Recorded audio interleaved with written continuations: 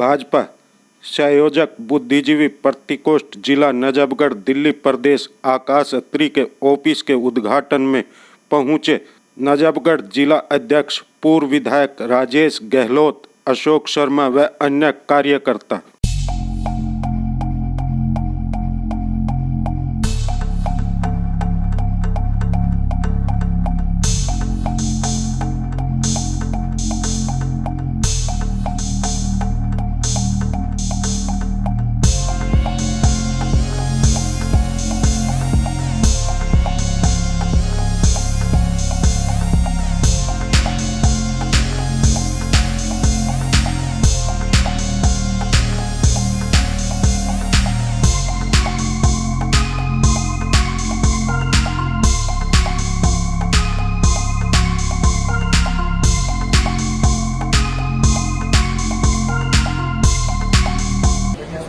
आकाश अत्री ने आए लोगों को गुलदस्ते देकर सम्मानित किया और साथ ही साथ कार्यकर्ताओं ने आकाश अत्री को गुलदस्ते देकर सम्मानित किया।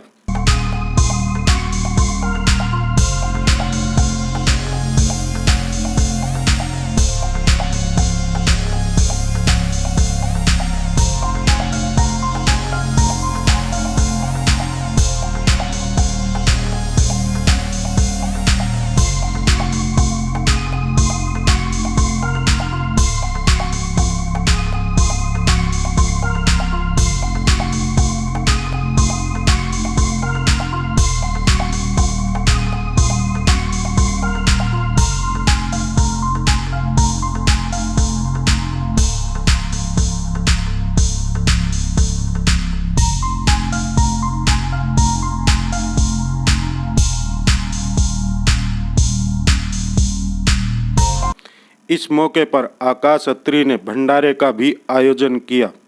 मीडिया ने नजफगढ़ जिला अध्यक्ष पूर्व विधायक राजेश गहलोत, अशोक शर्मा, भाजपा संयोजक बुद्धिजीवी प्रतिकोष्ठ जिला नजफगढ़ दिल्ली प्रदेश आकाश अत्री से बात की। आज़ाद तोमर की रिपोर्ट, हर खबर द्वारका, सेक्टर 19 पॉकेट 3 दिल्ली।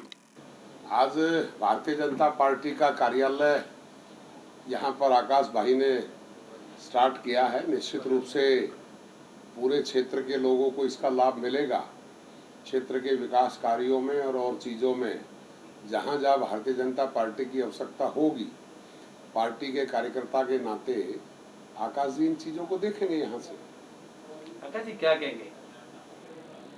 जी, तो मेरा बड़ा सौभाग्य है कि मैं भारतीय जनता पार्टी से जुड़ा हूँ और मैं यहाँ पे कुछ काम कर सकता हूँ। जैसे हमारे जिला अध्यक्ष जी और हमारे पूर्व विधायक राजेश गहलोत जी, हमारे विधानसभा के प्रभारी अशोक शर्मा जी, यहाँ सारे वरिष्ठ भारतीय जनता पार्टी नेता बैठे हुए हैं। तो इनके आदेश अनुसार जो ये कहेंगे मैं सेवा करूँगा जनता की और पार्टी की। सर, आप भी आए हुए हैं और ऑफिस का उद्घाटन यहाँ पे किया, तो क्या कहना चाहेंगे और क्या आशीर्वाद देना चाहेंगे? मैं शुभकामनाएं देता हूं आकाश जी को। भारतीय जनता पार्टी के जितने भी कार्यकर्ता हैं वो इसी तरीके से समाज से जुड़ कर के कार्य करते हैं।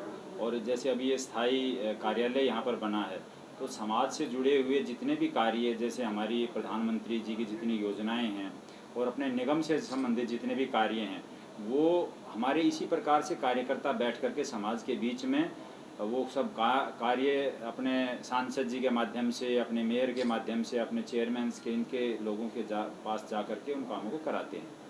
क्या सर ये एमसीडी 2022 के चुनाव को लेकर भी देखा जा रहा है कि ऑफिस का उद्घाटन हो रहा है? ये हमारी सतत और सहज प्रक्रिया है। हमारे जो भी दायित्ववान कार्यकर्ता हैं वो अपने इस प्रकार के कार्यालय स्थापित करते ही हैं। और ये हमारा हर वर्ष, ऐसा नहीं कि एक दिन का काम है, ये सतत चलने वाली प्रक्रिया है। जितने भी सक्रिय हमारे कार्यकर्ता पदाधिकारी हैं वो अपने घर से हो या अपने दफ्तर से हो, वो समाज के बीच में रह कर के कार्य करते हैं और उसके लिए एक स्थायी कार्यालय तो होता ही है।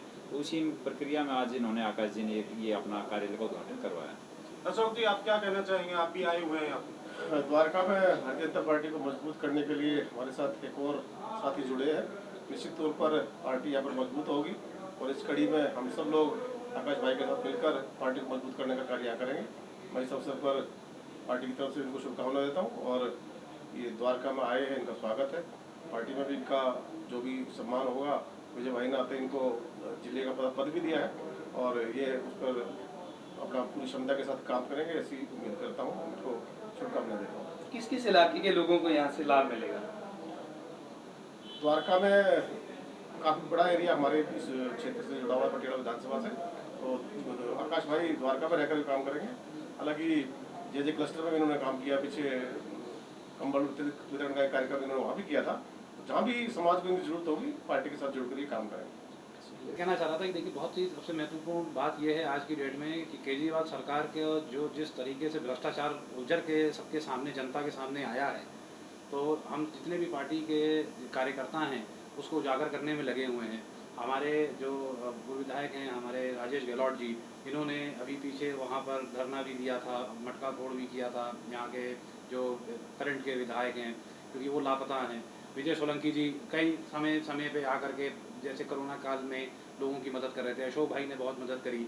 तो इस समय सभी लोग व्यस्त हैं, क्योंकि ये जो एक तरह की जो ये भ्रष्ट राजनीति चल रही है केजरीवाल सरकार की, तो हम सब लोग चाहते हैं कि जनता उसको देखे, समझे और अब की आने वाले चुनाव में समझ करके अपना जो महत्वपूर्ण वोट है वो सबको दे। वो देखे कि पार्टी क्या कर रही है, क्या हुआ है। अभी जैसे बसों का घोटाला है, 5,000 करोड़ का कर्ज का घोटाला है, उसके बाद पानी जो यहाँ नहीं आ रही, बिजली की समस्याएं हैं। हमारे भारतीय जनता के वरिष्ठ नेताएं हैं जो इस मटियाला विधानसभा से रहे हैं, जुड़े रहे हैं और इस नजफगढ़ जिले से जुड़े रहे हैं, इन्होंने इतना काम किया है पूर्व में पब्लिक के लिए, इतने अभी तक ये इतना संघर्ष कर रहे हैं। और मैं इन सब से यही चाहता हूँ कि जिस तरह से इन्होंने हम लोगों का मार्गदर्शन किया है आगे भी करते रहें। राजेश गहलोत जी, जैसे अभी आपने प्रदर्शन किया था बिजली पानी को लेकर, नजफगढ़ में भी किया गया था, मगर वहाँ पे आपके कार्यकर्ताओं पे कुछ पे केस भी किया गया, उस पर आप क्या कहना चाहिए? अभी तक ऐसा कोई केस किसी कार्यकर्ता पर नहीं है और प्रदर्शन निश्चित रूप से जिस तरह के हालात हैं, आज मैं ये बात नहीं कर रहा किसी अनऑथराइज में, आप द्वारका में चले जाओ, सारा पॉस एरिया है, यहाँ भी गंदा पानी सीवर का मिक्स होके पानी मिल रहा है लोगों को। गांव में और अनऑथराइज कॉलोनियों में झुग्गी झोपड़ियों में पानी आ ही नहीं रहा। कई कई घंटे, 2-2, 3-3, 4-4 घंटे इतनी गर्मी पड़ रही है, बिजली की कटिंग चल रही है, 2-2, 4-4 घंटे बिजली नहीं आती है। बिजली और पानी से तरसते हैं इस समय लोग। हालत बहुत खराब है दिल्ली की, इसलिए निश्चित रूप से राजेश जी, जैसे जो दिल्ली के मुख्यमंत्री है वे कह रहे कि जो कोरोना काल में जो मर चुके उनको 25,000 रुपये दिए जाएंगे, आप क्या कहना चाहेंगे? 25,000 से क्या उनका परिवार चल जाएगा? देखिए, मैं आपको एक बात कहना चाहता हूँ, केजरीवाल जी हमेशा शुरू से लेके आज तक झूठ के पुलंदों पर सरकार बनाते हैं और झूठ बोलने में मास्टर हैं। पहले घोषणा करते थे कि कोई ऐसे मरेगा, डॉक्टर मरेगा तो ये होगा तो वो होगा तो हम 1 करोड़ रुपया देंगे। एक समुदाय के एक डॉक्टर को केवल 1 करोड़ रुपया दे के आए। किसी भी अन्य बहुत सारे डॉक्टर दिल्ली से मरे बेचारे, लेकिन किसी को पैसा नहीं मिला। ऐसे ही मैं कहता हूं, किसी का व्यक्ति चला जाता है जिसने सारी जिंदगी उस घर का लालन पालन करना है, 25,000 रुपए में क्या उसका गुजारा कोई कर सकता है? मैं कहता हूं 25 लाख देते जब भी कम है।